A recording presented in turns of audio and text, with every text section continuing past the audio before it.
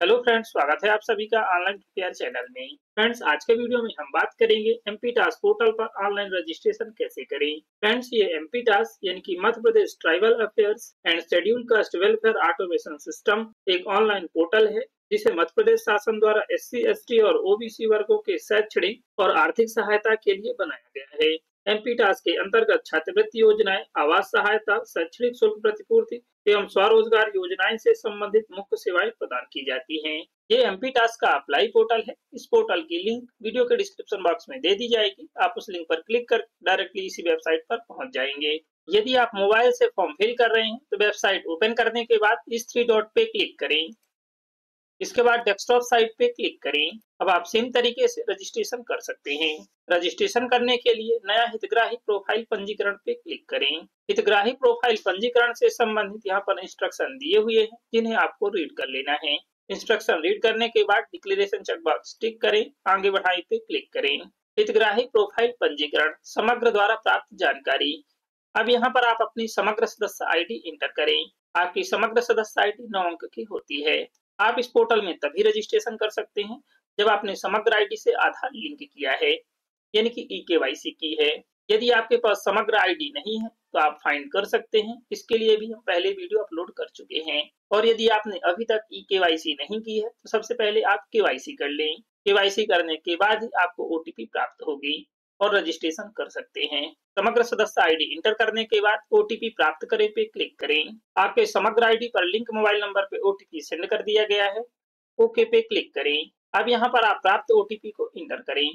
यदि आपके mobile number पे ओटीपी प्राप्त नहीं हुआ है तो टाइम लिमिट कंप्लीट होने के बाद ओटीपी पुनः भेजें पे क्लिक करके ओटीपी प्राप्त कर सकते हैं। ओटीपी इंटर करने के बाद ओटीपी सत्यापित करें पे क्लिक करें।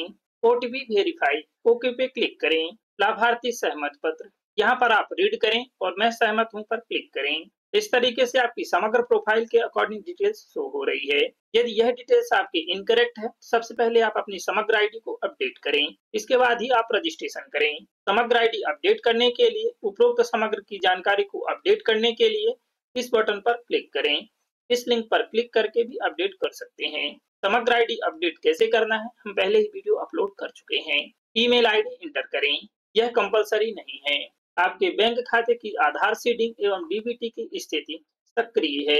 यदि आपकी डीबीटी सक्रिय नहीं है या फिर आधार सीडिंग नहीं है तो बैंक से आधार सीड कराएं और डीबीटी को एक्टिव करें। जाति प्रमाण पत्र यानी कि कास्ट सर्टिफिकेट नंबर इंटर करें। आपके पास डिजिटल कास्ट सर्टिफिकेट होना आवश्यक है। यदि आपके पास डिजिटल कास्ट सर्टिफिकेट नहीं है, सबसे पहले आप डिजिटल कास्ट सर्टिफिकेट करा लें। आपका 3 दिन के अंदर कास्ट सर्टिफिकेट डिजिटल हो जाएगा। और यहाँ पर कास्ट सर्टिफिकेट जारी दिनांक सेलेक्ट करें। डिटेल्स फिल करने के बाद गेट कास्ट डिटेल्स पे क्लिक करें। गेट कास्ट डिटेल्स पे क्लिक करने के बाद इस तरीके से आपके कास्ट सर्टिफिकेट की डिटेल्स ओपन हो जाएगी। यदि यह डिटेल्स इनकरेक्ट है तो आप correct caste certificate number inter करें।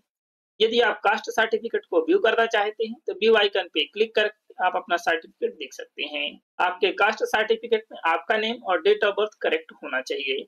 यदि इनकरेक्ट है तो डिटेल्स फैच नहीं होगी। आप सबसे पहले आप अपना नाम और डेट ऑफ बर्थ करेक्ट कराएं। स्थानीय निवासी डिटेल्स, यदि आपके समग्र आईडी में स्थानीय निवासी की डिटेल्स फिल है तो यहाँ पर डिटेल्स ऑलरेडी फैच हो जाएगी।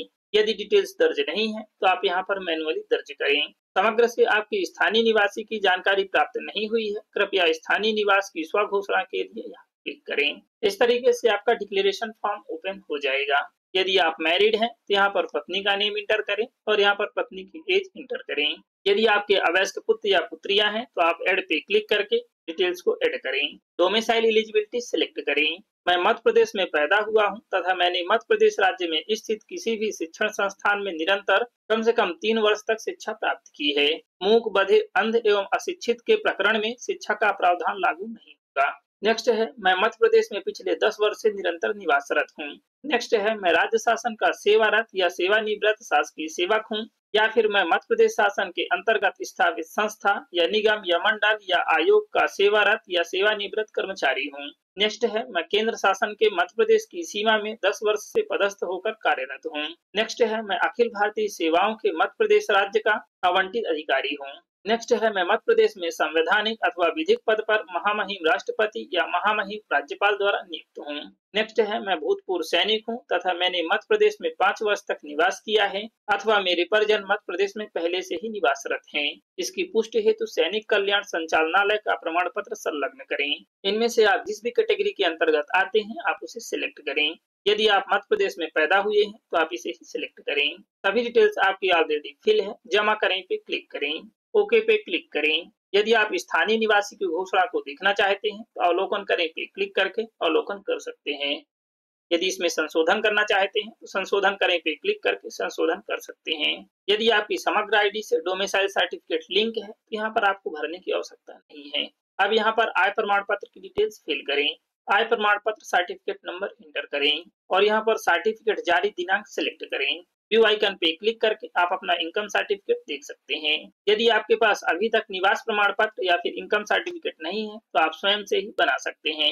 इसके लिए हम पहले ही वीडियो बना चुके हैं जिसे देख करके आप स्वयं से इनकम सर्टिफिकेट और निवास प्रमाण पत्र बना सकते हैं।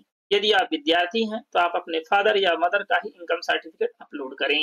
डिटेल्स फिल करने के बाद गेट इनकम डिटेल्स पे क्लिक करें। इस तरीके से आपकी इनकम सर्टिफिकेट की भी डिटेल्स फैच हो चुकी है। आपके पास डिजिटल इनकम सर्टिफिकेट होना चाहिए। यहाँ पर आपके माता पिता का स्टेटस है और यहाँ पर दिव्यांगता का।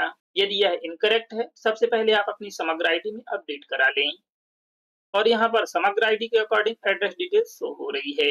अब यहाँ पर आपको सभी डिटेल्स चेक कर लेना है। यदि आपकी डिटेल्स करेक्ट है तो डिक्लेरेशन चेक बॉक्स को टिक करें और सेव एंड प्रीव्यू पे क्लिक करें। इस तरीके से आपकी रजिस्ट्रेशन प्रीव्यू डिटेल्स ओपन हो चुकी है। यहाँ पर आपको सभी डिटेल्स चेक कर लेना है। यदि आपकी कोई भी डिटेल्स इनकरेक्ट है तो आप क्रॉस आइकन पे क्लिक करके सभी डिटेल्स को अपडेट करें और यदि आपकी सभी डिटेल्स करेक्ट फिल है तो आप प्रोफाइल बनाए पे क्लिक करें। बेनिफिशियरी रजिस्ट्रेशन, आपकी प्रोफाइल सफलतापूर्वक बनाई गई है, ओके पे क्लिक करें। अब यहाँ पर आपकी रजिस्ट्रेशन आईडी या प्रोफाइल आईडी या यूजर आईडी शो हो रही है जिसे आपको नोट कर लेना है। यह रजिस्ट्रेशन नंबर और पासवर्ड आपके मोबाइल नंबर पे भी सेंड कर दिया गया है। प्रोफाइल प्रिंट करने के लिए पेज को स्क्रॉल करें। प्रिंट पीडीएफ का ऑप्शन शो हो रहा है जिस पे क्लिक करने के बाद आप अपनी प्रोफाइल को प्रिंट कर लें या पीडीएफ फॉर्मेट में सेव कर लें। प्रोफाइल प्रिंट करने के बाद लॉगिन पे क्लिक करें। अब यहाँ से आपको लॉगिन करना है। यहाँ पर आप यूजर आईडी यानी कि रजिस्ट्रेशन नंबर इंटर करें और यहाँ पर पासवर्ड इंटर करें जो कि आपके मोबाइल नंबर पे प्राप्त हुआ है। इसके बाद यहाँ पर कैप्चा कोड इंटर करें और लॉगिन पे क्लिक करें। आपने रजिस्ट्रेशन कर लिया है किंतु रजिस्ट्रेशन आईडी नोट नहीं किया है तो आप फॉरगॉट यूजर आईडी पे क्लिक करके यूजर आईडी प्राप्त कर सकते हैं और यदि आपको पासवर्ड प्राप्त नहीं हुआ है तो आप फॉरगॉट पासवर्ड पे क्लिक करके पासवर्ड प्राप्त कर सकते हैं। सभी डिटेल्स फिल करें और लॉगिन पे क्लिक करें। साइन इन पे क्लिक करने के बाद इस तरीके से आपका डैशबोर्ड ओपन हो जाएगा। अब आप माई प्रोफाइल पे क्लिक करें। प्रिंट प्रोफाइल डिटेल पे क्लिक करें। इस तरीके से आपकी प्रोफाइल ओपन हो जाएगी। अब आप प्रिंट पे क्लिक करके प्रिंट कर लें या फिर एक्सपोर्ट पीडीएफ पे क्लिक करके पीडीएफ के रूप में एक्सपोर्ट कर लें। यदि आप पासवर्ड चेंज करना चाहते हैं तो चेंज पासवर्ड पे क्लिक कर पासवर्ड को चेंज कर सकते हैं। यदि आप बायोमेट्रिक करना चाहते हैं तो इस लिंक पर क्लिक करके बायोमेट्रिक की केवाईसी कर सकते हैं। नेक्स्ट है चेक एनपीसीआई स्टेटस पे क्लिक करें। स्टेटस पे क्लिक करें। आपका एनपीसीआई एक्टिव है। यदि आपका एनपीसीआई स्टेटस इनएक्टिव है तो उसे आप एक्टिव करा लें। इसके लिए आपको अपने बैंक जाना होगा। यदि आप बैंक द्वारा एनपीसीआई एक्टिव करा चुके हैं तो आप अपडेट स्टेटस पे क्लिक करें। आप 2 मिनट का वेट करें, आपका स्टेटस अपडेट हो जाएगा। यदि आप अपनी हितग्राही प्रोफाइल को अपडेट करना चाहते हैं तो आप अपडेट बेनिफिशियरी प्रोफाइल पे क्लिक करें। यहाँ पर आपकी प्रोफाइल पे 10 डिटेल्स शो हो रही है। अपडेट करने के लिए गेट अपडेटेड डिटेल्स फ्रॉम समग्र पे क्लिक करें। यह डिटेल्स आपकी समग्र से ली गई हैं। यदि आपने समग्र में डिटेल्स को अपडेट कराया है तो ही यहाँ से प्रोफाइल को अपडेट करें और यदि आप ओटीआर अपडेट करना चाहते हैं तो अपडेट ओटीआर पे क्लिक करें। अब यहाँ पर आप अपना एनएसपी ओटीआर नंबर इंटर करें और यहाँ पर अपार आईडी इंटर करें यानी कि एबीसी आईडी इंटर करें। डिटेल्स फिल करने के बाद सर्च पे क्लिक करें। ओटीआर नंबर और अपार आईडी इंटर करने के बाद सर्च पे क्लिक करें। सर्च पे क्लिक करने के बाद इस तरीके से आपकी डिटेल्स ओपन हो जाएगी।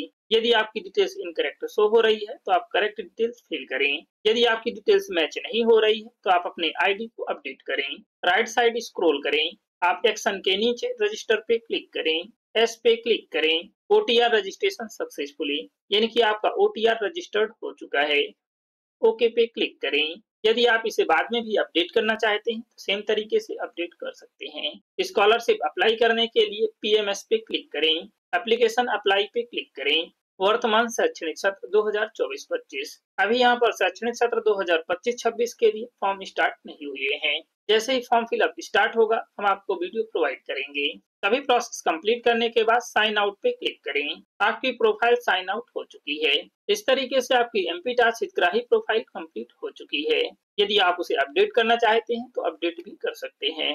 अब जैसे ही फर्स्ट ईयर का फॉर्म फिलअप स्टार्ट होगा हम आपको वीडियो प्रोवाइड करेंगे।